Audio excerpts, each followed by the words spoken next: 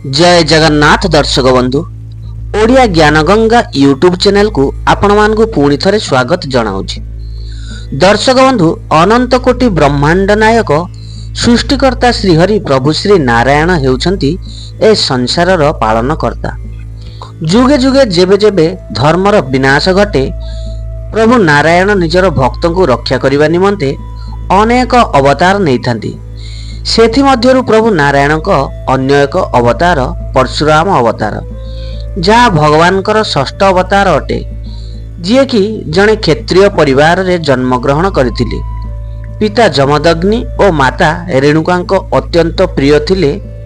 पांच भाई मध्यरु परशुराम पिता माता आदर्शवान संतान थिले। किंतु एमिति कौन हैला भगवान परशुराम निज माता को ही शेष रे बद्ध करथिले। पर मातृहत्या दोष से कुराड़ी उपरे लागिथिला और परवर्ती समय रे से मातृहत्या दोषरु मुक्ति पाइथिले। तो दर्शक बंधु यह हूँ भारतर से धर्मकुंड जहाँ भगवान परशुराम निज माता को हत्या करिबा परे निजे धरुथिबा कुराड़ी पापरु मुक्ति पाइथिला। यही कहानी हेउछि ऋषि जमदग्नि और तांको स्त्री पतिव्रता रेणुका जहाँ कि पिता आदेश मानी भगवान निज माता को हत्या करथिले। तो चलतु दर्शक बंधु आउ डेरी न करी एई भिडियोटी को आरंभ करिबा।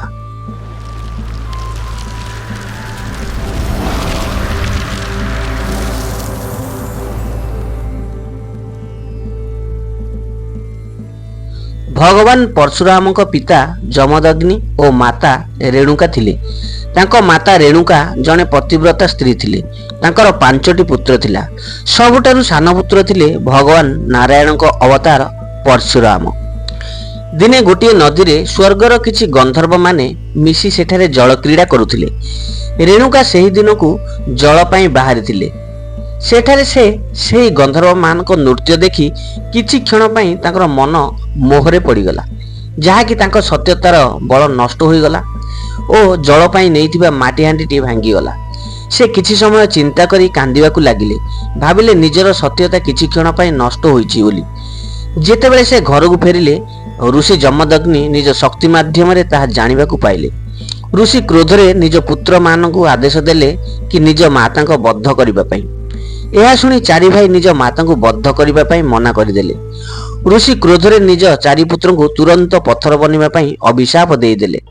संगे संगे से चारि पुत्र पत्थर पाल्टी गले। से समय भगवान परशुराम सेठी पहुंचतिले और ऋषि तांको मध्य आदेश देले निज माता को बद्ध करिबा पई। भगवान निज पिता को आदेश धर्म बोली मानी निज कुराड़ी धरी निज माता शरीर मुंड को अलग कर देइतिले। यह देखि ऋषि जमदग्नि परशुराम को ऊपर अत्यंत खुशी हो गले। पर तांको एक वर मागिबाकू कहिथिले। पितांको कथा सुनी परशुराम बद्ध होइतिबा निज माता को पुणी थरे जीवित करिबा पई कहिथिले और पत्थर पालटिथिबा चारि भाई को पुणी पुनर अवस्था को फेरी आसीबा पई कहिथिले। पर ऋषि जमदग्नि समस्त को जीवित कर देइथिले। किंतु दर्शक बंधु कहानी एतिकिरे शेष हैला नाही। मातृ हत्यार एक दाग सेही कुराड़ी ऊपर सबुदिन पई लागिगला। आउ सेही कुराड़ी सबुदिन पई परशुराम को हाथरू दूर हैला नाही। सेही पापरू मुक्ति पाइबा पई भगवान परशुराम अनेक जगह बुलिथिले, किंतु कौनसी भी तीर्थस्थान सेही कुराड़ी को छड़ाई पारिला नाही। शेष रे जाई से पहुंचीथिले पूर्व हिमालयर लोहित नदी पाखरे, जहाँ वर्तमान जायु नदी भावरे जनाशुना, जहाँ ब्रह्मपुत्र नदी ठारू उत्पत्ति होईची। सेठारे भगवान परशुराम जेमिति सेही जलकुंड रे बुड़ देले निज हाथरू सेही कुराड़ी तळको खसी पड़िथिला। आउ सेही पवित्र स्थान आज अरुणाचल प्रदेश रे परशुराम कुंड नाम रे जना जाए। आज भी प्रत्येक वर्ष मकर संक्रांति को हजार हजार श्रद्धालु भक्त विश्वासर सह निजर सबु पापरु मुक्ति पाइबा पई बुड़ देबा पई सेठाକୁ आसीथांती। आउ ताहा सत भी होइथाय। तो एही परि भाबरे भगवान परशुराम निज माता को बद्ध करिबा परे पुणी से जीवित हेबा पई वर मागितिले और निज चारि भाई को पत्थर पाल्टिथिबा चारि भाई को पुणी जीवित हेबा पई वर मागितिले। तो एहा थिला भगवान परशुरामकर एक छोटिया सुंदर कहानी। तो दर्शक बंधु जदि आपण भगवान परशुराम को हृदय सह मानती ताहले भिडियोटी को लाइक टिए करी कमेंट माध्यम रे जय परशुराम बोली निश्चित भाव में लिखि जणाइबे।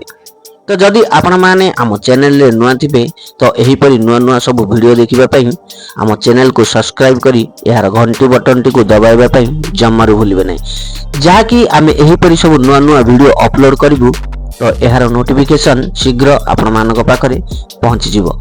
तो आज वीडियो टी को एठु रखिबा रहुची। जय जगन्नाथ, जय हिंद, जय भारत।